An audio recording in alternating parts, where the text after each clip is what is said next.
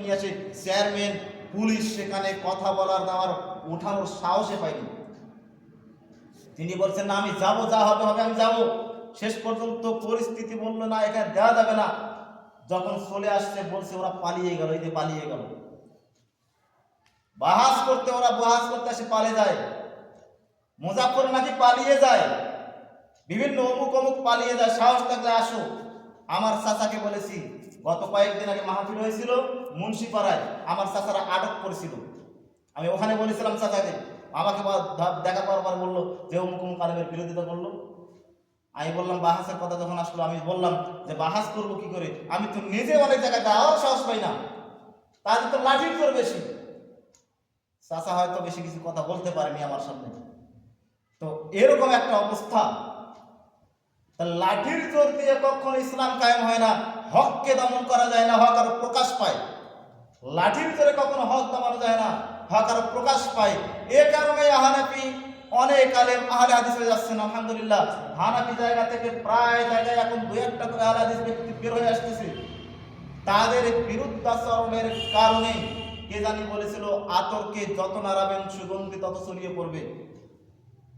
আতরকে বলা বলি নাড়ানাড়ি করার দরকার নেই, যত নাড়বেন তত সুগন্ধি ছড়াবে। সেই সুগন্ধি আলহামদুলিল্লাহ ছড়িয়ে যাচ্ছে, আমাদেরকে দিচ্ছে না, তাদের দ্বারাই সুগন্ধি ছড়িয়ে বেড়াচ্ছে। কিছুদিন আগে একটা জানাজার সালাতের এরকম করে দোয়াকে কেন্দ্র করে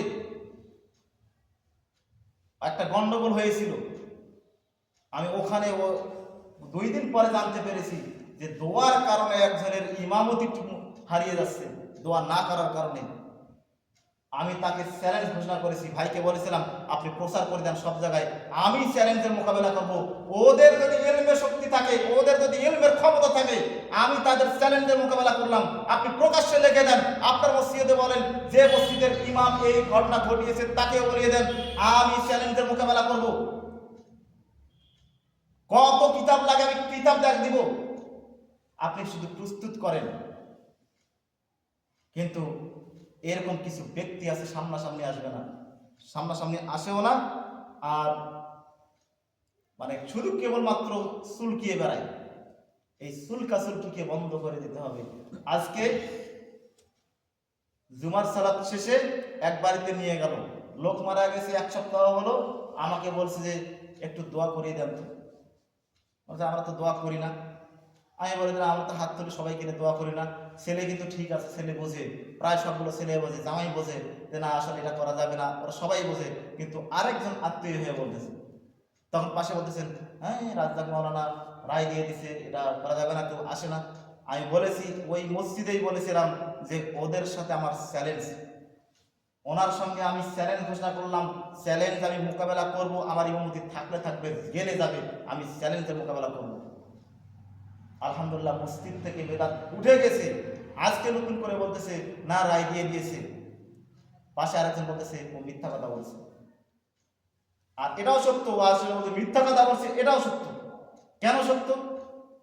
যদি রায় দিয়ে থাকতো আমার ওখানে আমি ইমামতি করতেছি, অথচ সবাইকে আমি হাত তুলে দেওয়া করছি না, ওখানে যারা ওই পন্থী লোক আছে তারা কি আমাকে ছাড়তো না। কারণ উনি হচ্ছেন গোটা এই তকে ঈদগাহ মাঠ যেমন একজন ইমাম আছে, ইমাম যদি বলে যে না এখানে হাত তুলে সবাই কিনে দোয়া করা যাবে না, তাহলে কিন্তু গোটায় যত মসজিদ যেগুলো হাত তুলে দোয়া করা হয় সেগুলো তোলপাড় উঠে যাবে, তোলপাড় উঠে যাবে। আর উনি বলে যদি যাবে না, দলিল আছে, এই দলিল, এই যে দেখেন দলিল আছে যদি বলে, আর এখানকার মসজিদের ইমাম যদি দোয়া না করে সবাইকে নিয়ে, আর যদি ওই ইমাম বলে যে দলিল আছে, এই যে দেখেন দলিল, এখানকার ইমাম কি আপনারা ছাড়বেন? ছাড়বেন না, আপনারা ধরবেন। এই যে দলিল দেখানো, দলিল এই যে আপনারা করছেন না। অনুরূপ আমার অবস্থা সেখানে হয়েছিল। আমি বলেছিলাম ওনার বাড়িতে গিয়ে বসবো, আপনি শুধু রাজি করান।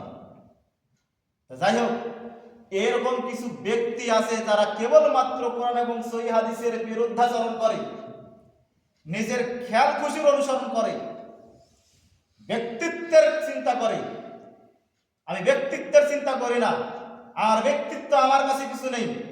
আমার ব্যক্তিত্ব দেখবেন আল্লাহ তাআলা, আল্লাহ তাআলার কাছে আমি সম্মানী হতে চাই, আমি কোনো মানুষের কাছে সম্মানী হতে চাই না।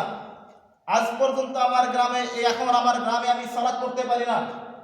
আমার গ্রামের আমাদের জামে মসজিদে আমি কত বছর ধরে যে সালাত আদায় করে নি আল্লাহ তাআলাই ভালো জানেন।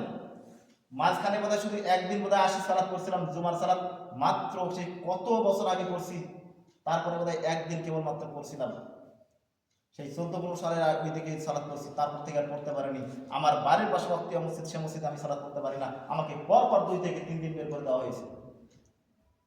আমি কারো পরোয়া করি না, আমাকে বের করে দেওয়া হয়েছে। আমার কোনো চিন্তা নেই, আমার কোনো ভয় নেই। আমার জন্য হাজার মসজিদ খোলা রয়েছে, আমার কোনো চিন্তা নেই। পাশে ব্যবস্থা করা মসজিদ রয়েছে, আহলে হাদিস মসজিদ, সেখানে গিয়ে সালাত আদায় করি। মসজিদ পার হয়ে গিয়ে সালাত আদায় করি, আমার কোনো আপত্তি নেই। এলাকার লোকজন মূল্যায়ন করুক না করুক, আমার কোনো আপত্তি নেই। আমার সম্মান আল্লাহর কাছে আছে কিনা আর দেখার বিষয়। আমার সম্মান আল্লাহ তাআলা আমাকে দিবেন কিনা, মানুষের কাছে ভালো পাওয়ার কি দরকার আমার কাছে। আমি আমার এলাকায় যেভাবে উঠছিলাম, যদি আজকে আমার এলাকায় তাদের মতো থাকতাম, আজকে পীর হয়ে যেতাম। কিন্তু আমার পীরের দরকার নেই, পীর হওয়ার দরকার নেই, আমার কোনো ব্যক্তিত্বের দরকার নেই। আমার দরকার আল্লাহ এবং তার রাসূলকে সন্তুষ্ট করা। তাই আসুন আমরাও পবিত্র কোরআন এবং সহিহ হাদিসের আলোকে জীবন গড়ি। আমরা সবাই পরস্পরকে বলাবলি করি, আসুন পবিত্র কোরআন এবং সহিহ হাদিসের আলোকে জীবন করি। নিজেদের রচিত অসংখ্য মাযহাব, মতবাদ, ইজম ও তরিকার বেড়াজারে আবিষ্কৃত মানব সমাজকে আল্লাহ প্রদত্ত ও রাসূল সাল্লাল্লাহু আলাইহি ওয়াসাল্লাম প্রদর্শিত অভ্রান্ত সত্যের পথে পরিচালনার জন্য আমরা সর্বাত্মকভাবে চেষ্টা করি। আপনারা সবাই কাঁধে কাঁধে মিলে বলার চেষ্টা করব। যাই হোক, আমি